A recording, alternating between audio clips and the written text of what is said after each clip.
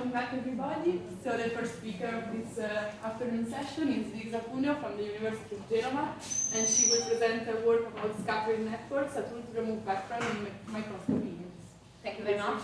Thanks to all the organizers for giving me this opportunity to talk about my project.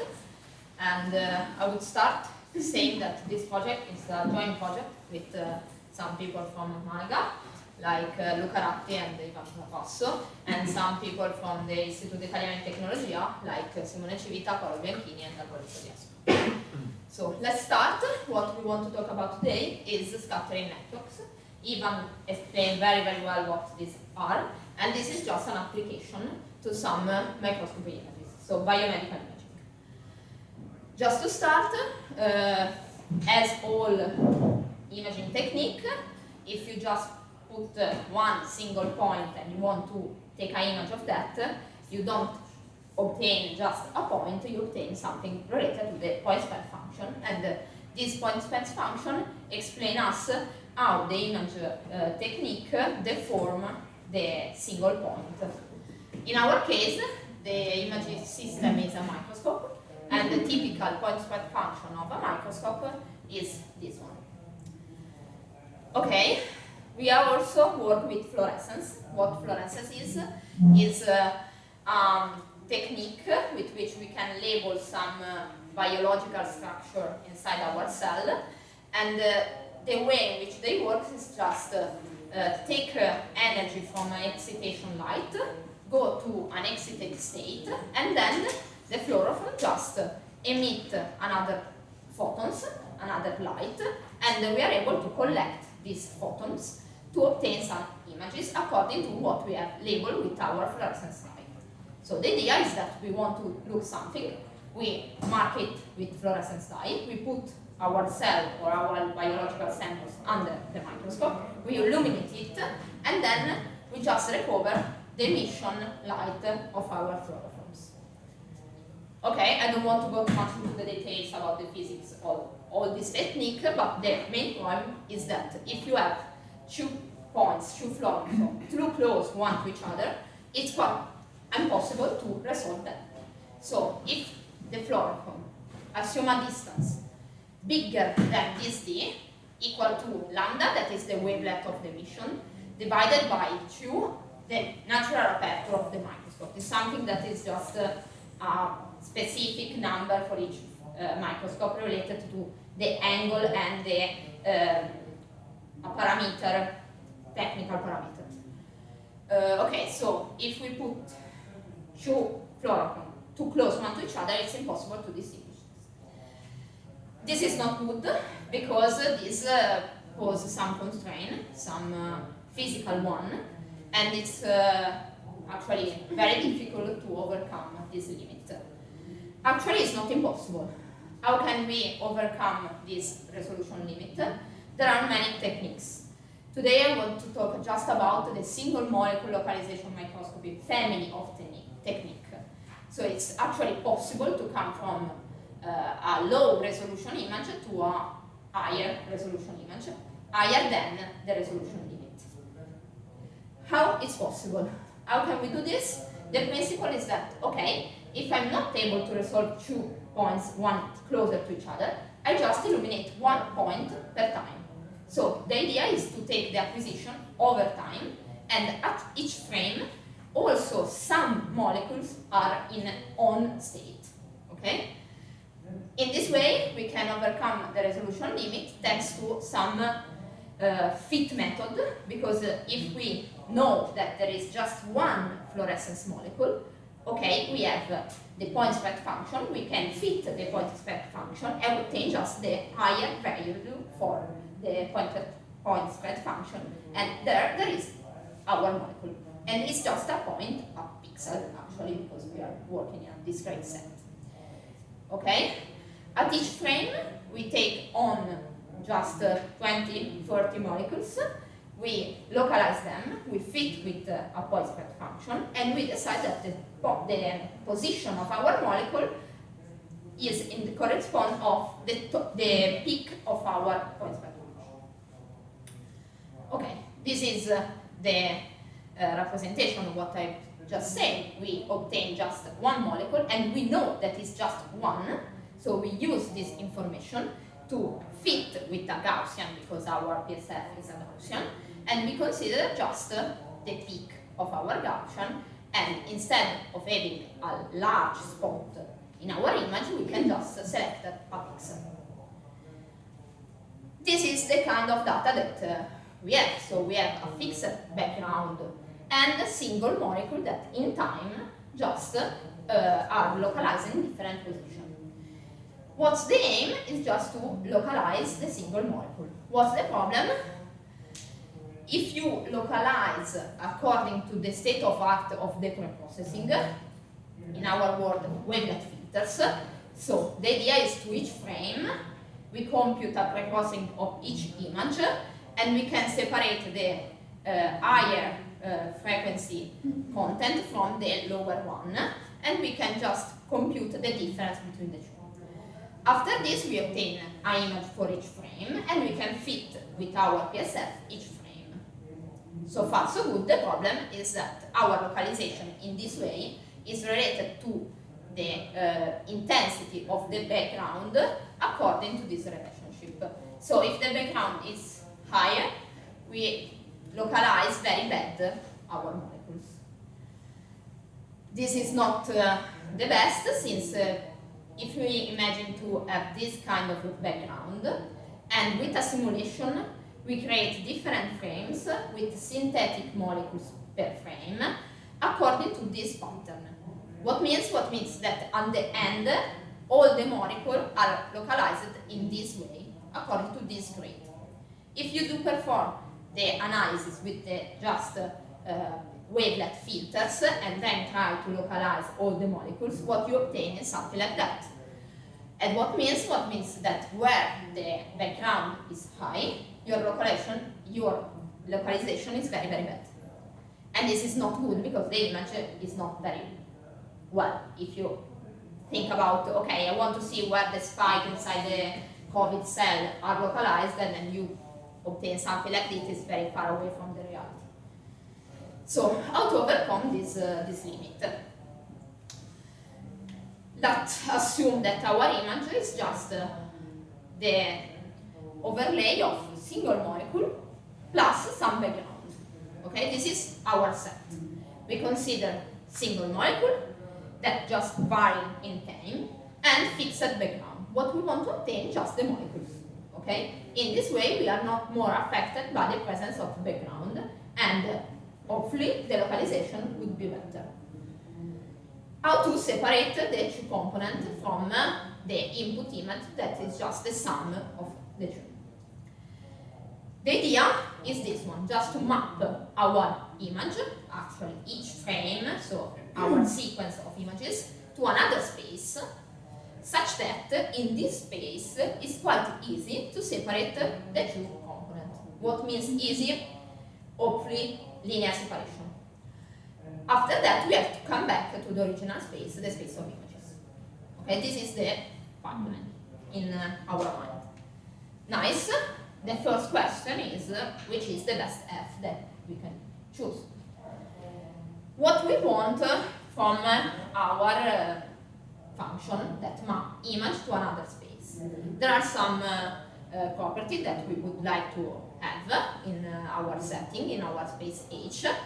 What we want, as I said before, we want in H the separation between single molecule and background is easy. What means easy? Linear is the best.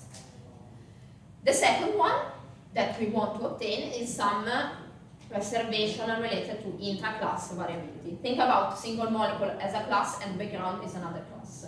And we want to separate, to classify in some sense the two classes. Our image, actually, we are working on images, so we want to preserve translation invariance. What we also want to preserve is the stability to small deformation. This is the same equation shown by Ivan yesterday. So what means small deformation? I can explain to you just with an example. MNIST dataset. If we rotate the number 3, we obtain something that is not 3 more, But if just rotate a little bit and just translate a little bit, this is still a train. So our measure of scale is more or less this one. If we rotate a little bit, it's okay. Too much, it's not okay more. Nice. Which is the best map to obtain a good representation of our image? Scattering network. Why? Because has the same property explained before, proven by Ivan yesterday. So scattering network exactly do our job. Are translation invariant, are stable to deformation. Moreover, scattering networks are a specific CNN, where the filters are not learned, but are fixed. So we can just use it for all kinds of images. We don't need a learning set. And this is nice for many reasons. First of all, you don't need a training set, you are stable for different kinds of images, you are not coming to overfitting problem, and so on. What are scattering networks? Just a summary of Ivan talk, are just a multi-scale directional filters. So we just take one filter, bandpass filter, we decide our group of rotation, and we are working just in R2 because we are working on images, and we can define a set of filters that are rescaled and rotated. Okay, so what we have actually is a family of filters, and we can generate a path, in other words, a sequence of this filter, apply one, and then another one, and then another one, so far. The problem is that if you just apply this kind of filters, we are not able to recollect low frequency in our images. So what we add to our path are last bandpass filters like a Gaussian one. So our path actually is something like this. We fix our scale, and we apply different wavelet filter and also a low pass filter. To be more concrete, this is our image. We just filter with low pass, and then we can choose different paths according to which filter we use. And filters are different according to scale and rotation. Okay? In this way, it's possible to obtain different order of coefficient. The 0, 1 is just the image with the low pass, and then we can obtain more information according to how deep we go. And this is something that is similar to a CNN actually. Okay, in our problem we just fix this kind of low pass filter, Gaussian one, easy. And the set of wavelet filter that we are taking into account are this one, for real and complex part, where on the row there are all the rotation, and on the line there are all the scales. Okay? Nice. Why we like this? Because actually if you train a CNN, a common CNN on images, what you can find at the end is that the first layers of the CNN learning something that is quite similar to our filters. This one or this one, I mean, are more or less the same. So actually works like a CNN. What the pro of scattering network is a strong mathematical basis when you know what you are doing and you are not just in learning something, and is not training set dependent. Okay, how can we plot our coefficient? We can compute the convolution between our image and different filters. Then we want to visualize what we obtain at the end. How to visualize? Just first and second order, and in each part there is the value of the result between the convolution, the image convolutional with the filters, which filters according to this disk. There are different rotations, so different angle, and different scale. So the angle are represented in an oriented disk, and the scale is represented on the radial component. For each piece of this plot, we can compute the second order filters, what means that each of these pieces are divided into another part, different angles and different scale. Okay, come to the result.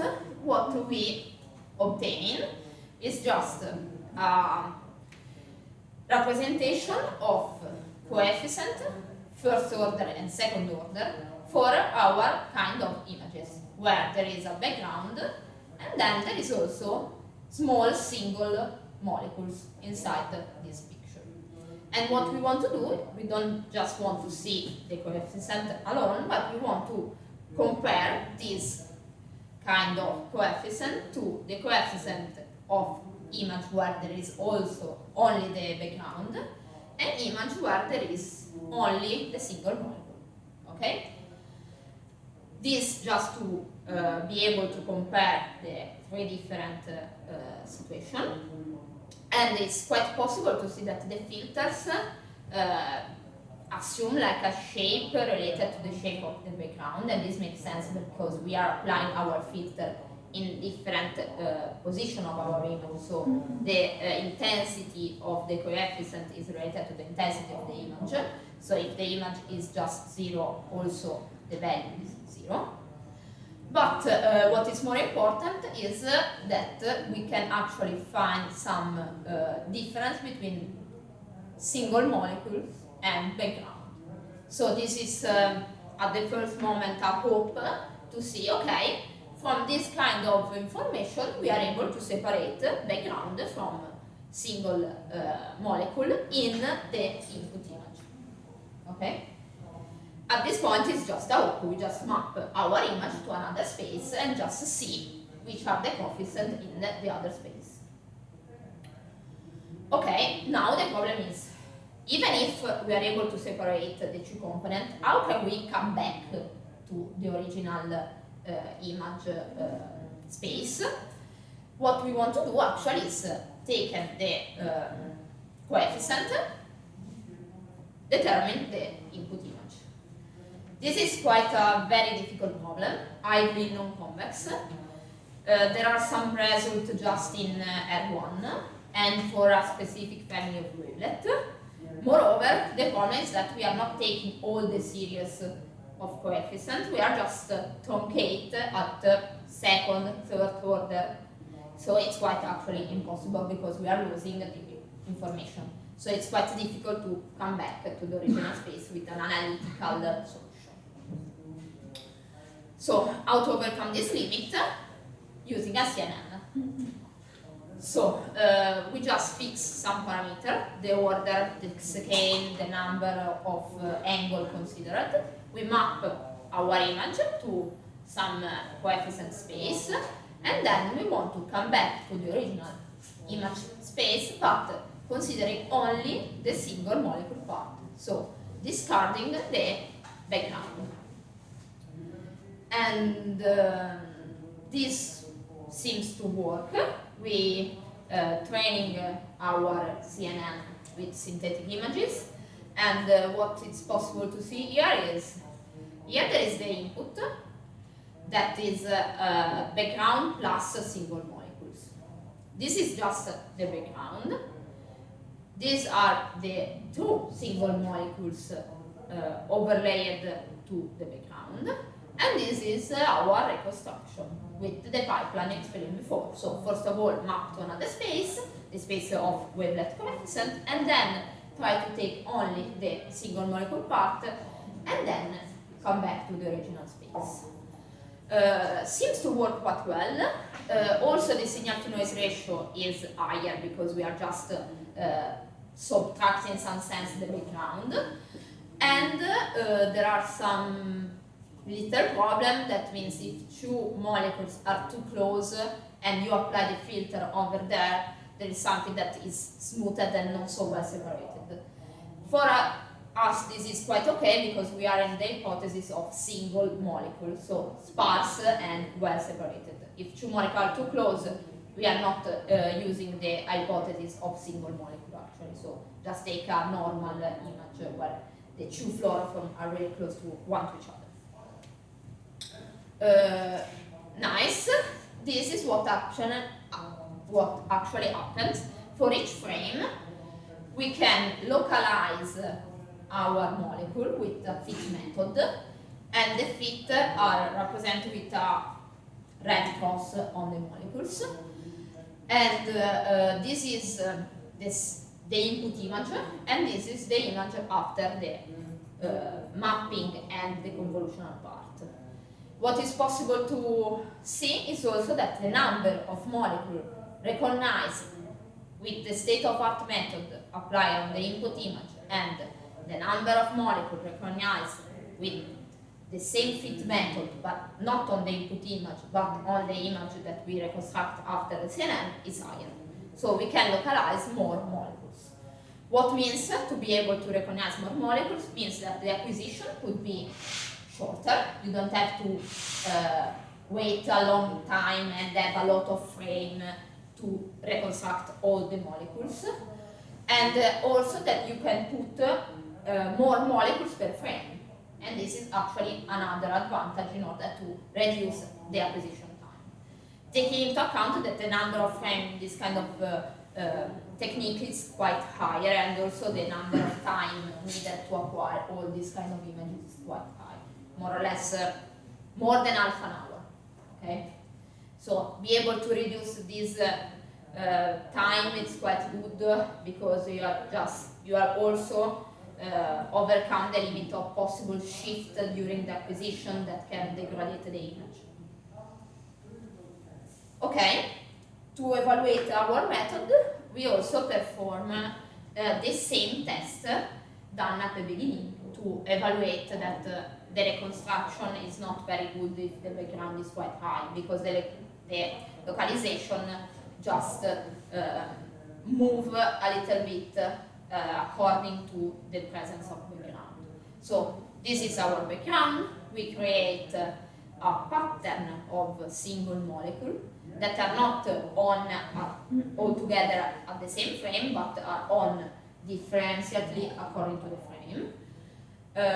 This is what happens if you just apply the fit method on the image plus the single molecule. And this is what happens if you pass from the image to the coefficient, the wavelet coefficient, and then to the CNN. So we are actually able to reconstruct our molecule preserving the pattern. So the problem to just mislocalize the molecule are not more evident. Okay? And this is a very good result in my opinion, because you are not just saying, okay, the molecule is here where actually is in another place. So, to conclude, what we can see is that our scattering method works quite well, because they are actually the good feature. Actually, it's possible to separate the background from the molecules. And it's possible to separate this without the needing of learning stage. We just need learning for the convolutional part, for the last part. Okay, another good point is that the reconstruction is not more affected by the background, in the sense that the pattern of single molecule are preserved. Also, the signal-to-noise ratio is increased, because if you just remove the background, the signal-to-noise ratio is higher. Actually, we are just remove not important part inside our image, and we are also able to reconstruct more molecule per frame. So actually, it's possible to add molecule per each frame and reduce the time needed for the acquisition. Okay, what we want to do in the future, we want, first of all, just quantify the improvement with some numerical result and not just a qualitative one with the test on images. We also want to test on real images, but I've actually have done this work, but it's impossible to evaluate this. So seems to work, but if you don't have the ground truth, it's impossible to compare. But this is the main point. What we want to do more is to find a way to exploit also the temporal information in our image, because as I said at the beginning, we have different frame, and at each frame the molecules are located in another position, whereas the background is fixed. So we would like to find a way to improve this technique using this kind of information. So if I know that the background is fixed and the molecule are just some spike over time, I would like to use both the temporal and the spatial information. We are thinking about that, but actually we are not know now how to perform this kind of analysis. So if some of you have some great idea, are more than welcome. And with this I finish, and I want to thank all my group at the Istituto Italiano di Tecnologia and also people from Malga. So thank you very much, and if you have some questions, please don't be shy.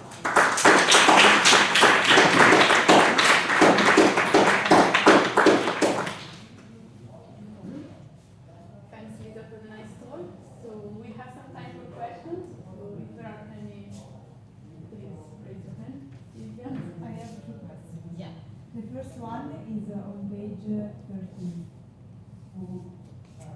Page 13. No. This one? No, 13. Ah, sorry.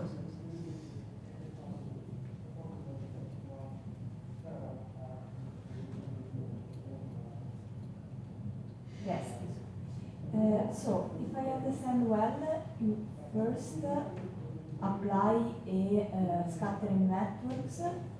Then you separate the background from the molecules, but I don't understand how you do this.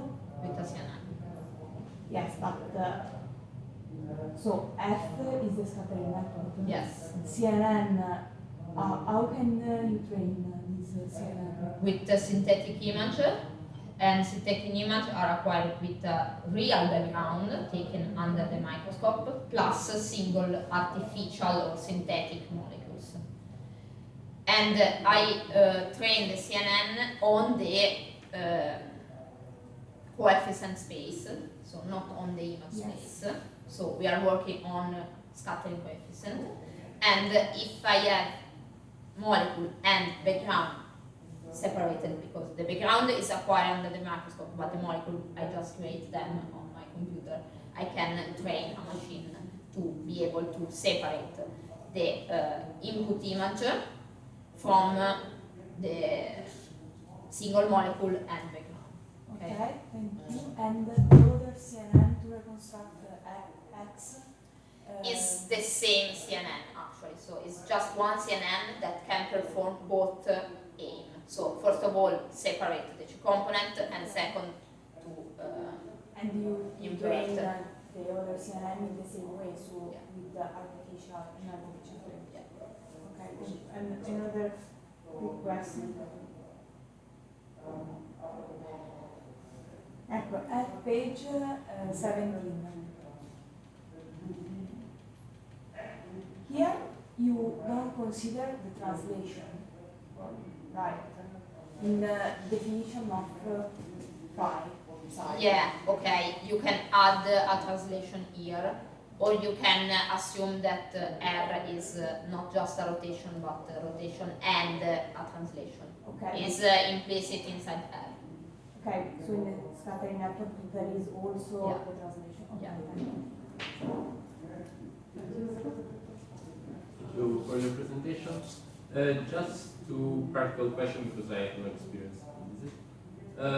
One is, I haven't understood if is the background known or not? In real life? Okay, it is fixed, it is fixed, but do you know the image of the background or not? No, actually you can take an image of just the background, as done in this kind of example. Which one do you want? This one. Okay. This is just background taken under the microscope, but it's nothing that is really useful. I mean, what you obtain actually if you perform this kind of experiment is this kind of images. Okay. Because what there you is want, no way to have only the background? Or? No, not okay. the same one. I mean, if you put your sample under the microscope without the single molecule, you have an image, but then if you put single molecule inside your sample and then go under the microscope, the background is not actually the same. So you can know more or less, but you are not able to perform a difference between the two images. Okay. And the question is, how much does it take to obtain the coefficients from a single image? Computational time, less than 1 minute for the whole sequences. Okay, not for one. No, okay. for all the Okay. sequences. On a very good computer, actually. So Yeah. the answer depends on the computer, first of all. Yeah. Okay. Thank you very much. I have a question about the generation of your samples, because you said that you cannot, you have not tested them on the real data yet, actually. Yeah, I try with a real image and see what happens using the state-of-art algorithm and this one. Because one of the biggest problems when you use these kind of techniques is that when you build some new image from scratches, then you can modify the space of coefficient, and hence the model that you are training on your synthetic data cannot be no longer applied to the real data. Have you tested if they are compatible? I mean, your synthetic data are very close to real? Yes. For example, this kind of tests are performed on a background where the single, a background that is not inside the training set of the video. Okay. And the single image, the single molecule, sorry, are more or less real. Okay. I mean, you can put just So you combine the real not a background. point, but something that is very smaller comparable to the resolution, so it's actually more or less a single point, and you obtain something like this. So you combine instead real background with kind of real model. Yeah. You know, Yeah. All the background are actually real. And I tested on a background that wasn't inside the training set of different kind of background. Thank you very much. Okay, thank you. Some other questions? Yeah, I have just a question about, you said at the beginning that the function f that you use, Yeah. that's the scattering network. Yeah. And you said, okay, that's good because you have guarantees and technically the convolution neural network will do more or less the same. Did you test it also what happened with convolution neural networks? And my question is, how will it's easy, for example, for me, I don't know anything and I want to use the scattering network now instead of the convolutional. There is some package or something I can say, okay, I can use it. Or will it take me like a little time to... Okay, there is algorithm on Python, but also on MATLAB that can compute the coefficient, so maybe you can use it even if you don't know what scattering network are. It's also possible to do a common CNN, since the scattering network are a particular case of CNN.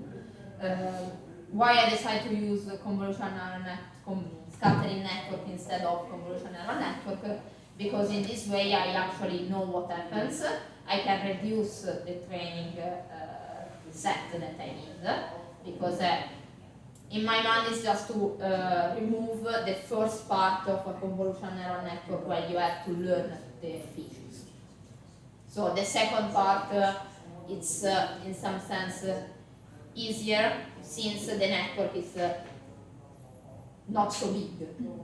It's actually smaller, so less parameters, you need less data, and so on. And it's a way to just reconstruct the image starting from the coefficient. So in this way I know what I'm doing. It's not a black box. even if there is a CNN, so it's less a black box. Yeah. Some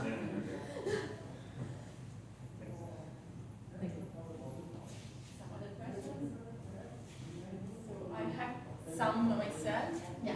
I would like to know how you simulated this dataset. So you just added points on your background, which is a real one, and then you also maybe added some noise after, or No, I assume that the noise is present in the background. Okay. And another one is, have you tried this with a Gaussian PSF, or also with other forward models? No, it's Gaussian PSF. There is a project to consider a donut PSF, but it's related to another physical reason that if you want I can explain to you, could be quite long, but makes sense to use a donut shape instead of a Gaussian one for the PSF. But not only in the training, but also in the real life.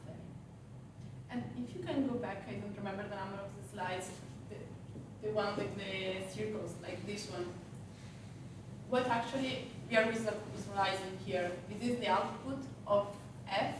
Yes, exactly. So we take an Before image. we deconstruct with the second CNN. Exactly. Okay. Yeah. So are they actually scattered coefficients? Okay, thanks. Plotting this way, and why we have a lot of them, because we plot our, we compute the convolution between our filter and the image on different point inside our image, different portion of the image. So we obtain not just one circle, but more than one. Okay. And one last question.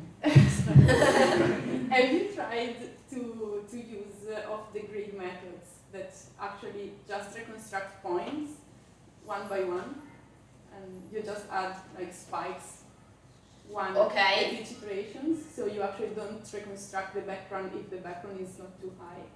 Okay, so you assume to analyze the data x, y, and t only on the t-axis? No, just independent one frame, like frame by frame reconstruct instead of with this method or with standard variational model you use. Okay. I have not tried it actually, and maybe it's possible to analyze in this way. Okay. I'm not able to compare even in the sense of computational time. And how long does it take to reconstruct this with this method? a sequence of images, 1 minute. Okay. So I have another question. Is there time? Yes. Because while you were talking, you were asking your question. I figured it out. But if you take the entire sequence, Yeah. are you expecting that the background is still? Yeah. Okay. Actually, in time, the background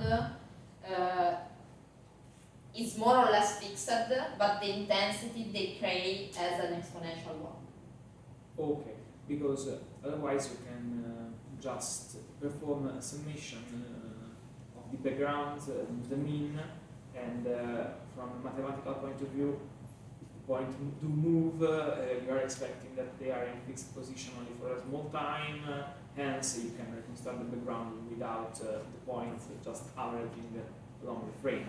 I've tried it, Okay. and it's not working very well. And No, I think, that's very... and I think it's there are also some noise inside the data, Okay.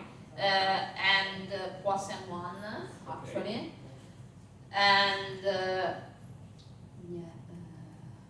here you can see that the background is quite fixed, but not so well. And even if you take an average and then do the subtraction, the subtraction is not very good. Okay. We also try to reconstruct the background and take the difference between the input and background, but we realized that the difference don't perform very well. Okay. Actually, That's why we decide to reconstruct single molecule instead of maybe. yeah, also probably molecules are more regular than background, so if you train for molecules, Yeah. it's more probably it will work in every case. Thank you very Yes, much. because the shape of a single molecule is always Yes. a PSF. Instead, the background, yeah, it's fixed, but it's not. Yeah. Thank you very much. You're welcome. So let's. Can I have one? Okay. The very last one. No, it's okay. I mean, it's The structure of your convolution neural network is just a simple structure with see, yes, it's a simple structure because in our mind we just want to upsampling in some sense from the scattering coefficient to the image. And okay, if you perform the scattering wavelet network, if you start with n1 and n2 number of pixels, you come up with something with this dimension according to the number of angle and the scale that you pixel. Okay, so what we want to obtain is to upsampling from n1 divided by 2 power j to n1. So it's an upsampling convolution neural network. So let's thank Lisa again for the Thank very you. interesting talk.